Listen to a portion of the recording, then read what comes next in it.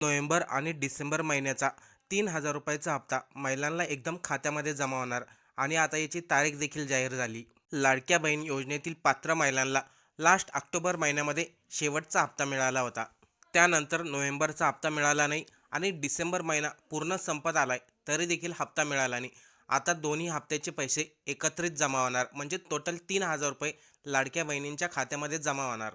पण हे दोन्हीही हप्ते सर्व महिलांना मिळणार नाही. याबद्दल सविस्तर माहिती महिला व बालविकास मंत्री आदिती तटकरे यांनी दिलेली आहे. काही महिलांना 1,500 रुपये म्हणजे नोव्हेंबरचा हप्ता मिळेल, तर काही महिलांना नोव्हेंबर आणि डिसेंबर दोन्ही महिन्याचे हप्ते मिळतील. पण त्यामधील बऱ्याचशा महिलांना एकही हप्ता मिळणार नाही. ई-केवायसी करण्याची मुदत 31 डिसेंबरपर्यंत वाढवण्यात आली. पण ई-केवायसी करत असताना बऱ्याचशा महिलांनी चुका केल्या होत्या. ज्या महिलांनी ई-केवायसी करताना चुका केल्या होत्या त्यांना त्या चुका दुरुस्त करण्यासाठी 31 डिसेंबरपर्यंत मुदत देण्यात आली होती. या संदर्भामध्ये आदिती तटकरे नेमकं काय म्हणाल्या, कोणत्या महिलांना पैसे मिळणार, कोणत्या महिलांना मिळणार नाही, चला ऐकूया सविस्तर. आपल्या महाराष्ट्रातील लाडकी बहीण मुख्यमंत्री माझी लाडकी बहीण योजनेच्या लाभार्थी महिला ज्या आहेत त्या माता भगिनींना आम्ही त्या ठिकाणी सूचना केल्या होत्या. त्यानुसार जवळपास 1,20,00,000पेक्षा अधिक महिलांची ई-केवायसीची प्रक्रिया 100% पूर्ण झालेली आहे आणि 50 लाखापेक्षा अधिक अशा महिला आहेत ज्यांची साधारणपणे 60-70% ही जी प्रक्रिया आहे ती त्या ठिकाणी पूर्ण झालेली आहे. ई-केवायसीसाठी त्या ठिकाणी अधिकची मुदतीतून त्यांना ई-केवायसीची प्रक्रिया पूर्ण करता येईल. या व्यतिरिक्त ज्यांचे पतीचं निधन झालेलं आहे, वडिलांचंही निधन झालेलं आहे, अशांकडे जे सर्टिफिकेट नाही आहेत, म्हणजे अशांकडे त्यांचे जे डॉक्युमेंट्स नाही आहेत, त्यांचं डेथ सर्टिफिकेट असेल किंवा डिवोर्सचे न्यायालयांच्या जे काही डिवोर्सचे सर्टिफिकेट्स असतात, म्हणजे कोर्टचे जे डॉक्युमेंट्स असतात ते त्यांना अपलोड करण्याच्या दृष्टिकोनातून किंवा एखाद्या गावामध्ये एखादी एकल महिला असेल किंवा एखादी विधवा असेल, तिच्या पतीचंही निधन झालं आहे आणि वडिलांचंही निधन झालेलं आहे, अशा महिलेनी लाभार्थ्यांनी जर ते डेथ सर्टिफिकेट किंवा ते डॉक्युमेंट्स जर तिथल्या अंगणवाडी सेविकेकडे उपलब्ध करून दिले तर ती त्याची जे सर्टिफिकेट आहे ती CDPO देऊन त्या संदर्भातली सगळी प्रक्रिया पूर्ण करून घेऊ शकतील. आम्ही आजच त्या संदर्भातला शासन निर्णय सुद्धा निर्गमित करत आहोत. त्याच्यामध्ये ज्या ज्या गावातल्या किंवा शहरातल्या तिथल्या अंगणवाडी केंद्र आहेत, ज्या अंगणवाडी सेविका आहेत त्यांच्याकडे त्यांनी तशा पद्धतीचे कागदपत्र सबमिट करायचे.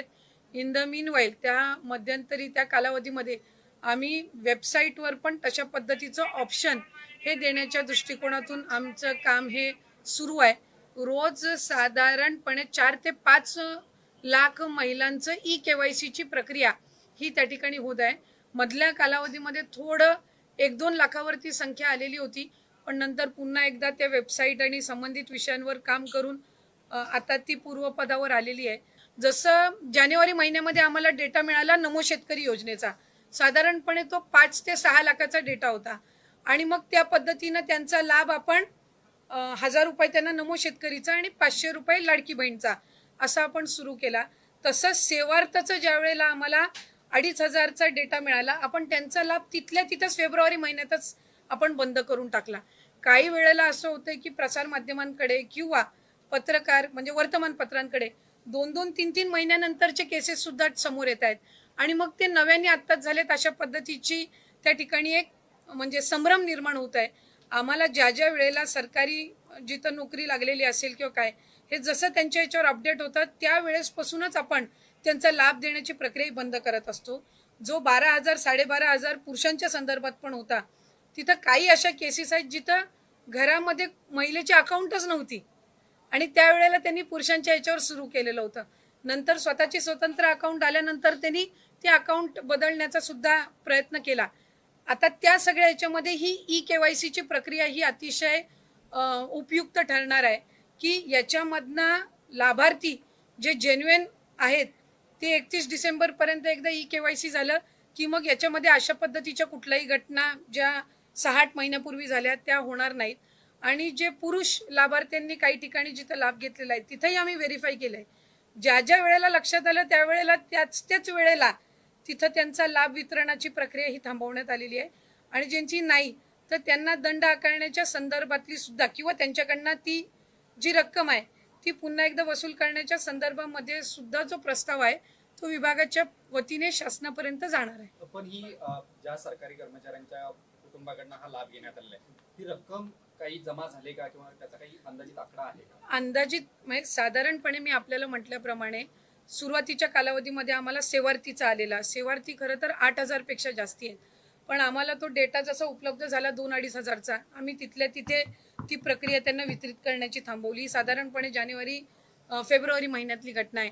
सरकारीमध्ये पण बरेचसे असे आहेत ज्यांची सरकारी नोकरी लागल्यानंतर स्वइच्छेने त्यांनी आपलं जे चलन असतं सरकारी चलन याच्यातनं त्यांनी ती रक्कम परतफेड केलेली आहे. जिथं जिथं प्रशासनाच्या स्थानिक प्रशासनाच्या लक्षात आलं तिथं तिथं त्यावेळेला त्यांनी एकतर तो लाभ बंद केलेला आहे आणि जर त्यांना 3 महिन्याचा लाभ गेला असेल तर त्यांच्याकडनं दर महिन्याचा वसूल करण्याच्या संदर्भामध्ये सुद्धा प्रक्रिया केलेली आहे. त्यामुळे साधारणपणे ही जी संख्या आहे ही काही फार मोठी नाही आहे. म्हणजे तसं बघायला गेलं तर 1% पण आतली असणारी ही संख्या आहे आणि ती प्रक्रिया जी आहे ती आपल्याकडे ती विभागाकडे ती रक्कम परत येणार नाही.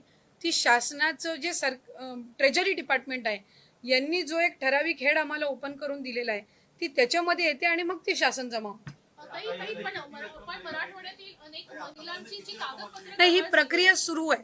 म्हणजे ही कसं आहे, जसं आता तुम्ही पोलीस भरतीच्या संदर्भातलं म्हटलं की पोलीस भरती जशी जशी होत त्याच्यातले जे लाभार्थी असतील ज्यांची पोलीस भरतीमध्ये नियुक्ती झाली मग ते नंतर 1-1.5 महिन्याच्या नंतर कालावधीमध्ये ते विड्रॉ करायला लागतात. त्यामुळे दर महिन्याला अशा पद्धतीचे आकडे येत असतात.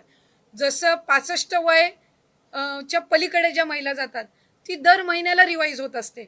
म्हणजे जसं जसं ते 65 वर्षाच्या पुढे जातात तसं तसं ते अपडेट होत जातं. म्हणजे जे ऑक्टोबर महिन्यामध्ये लागू आहे ते नोव्हेंबरमध्ये लागू होईलच अशातला काही भाग नसतो.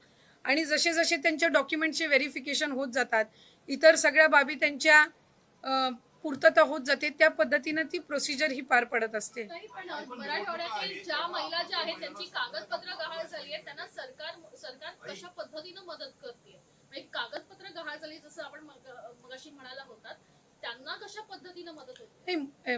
एक तर आपण याआधी बघितलेलं आहे की ज्या वेळेला भूकंपाची असेल, अतिवृष्टी असेल, पुराची ज्या वेळेला परिस्थिती येत असते त्यावेळेला तिथल्या स्थानिक प्रशासन म्हणजे महसूल विभाग जो असतो तो या दाखल्यांच्या संदर्भामध्ये तिथं ते काम करत असतात. कारण तिथले जे म्हणजे अगदी ग्राउंड लेवलला मंडल अधिकारी असतात, तलाठी असतात, यांच्याकडे पंचनाम्यांची नोंद झाल्यानंतर त्या पंचनाम्यांमध्ये तो डेटा येतो की त्यांचं काय काय त्याच्यामध्ये त्यांनी कागदपत्री कुठली गमावलेली आहेत किंवा काय काय नुकसान झालेलं आहे आणि त्यानुसार त्या कागदपत्रांची किंवा त्या दाखले असतील त्याची पुन्हा एकदा नव्याने बनवणं ही सगळी प्रक्रिया ही त्यानिमित्ताने होत असते. त्याला कालावधी लागत असतो कारण तो महसूल यंत्रणेचा भाग असतो.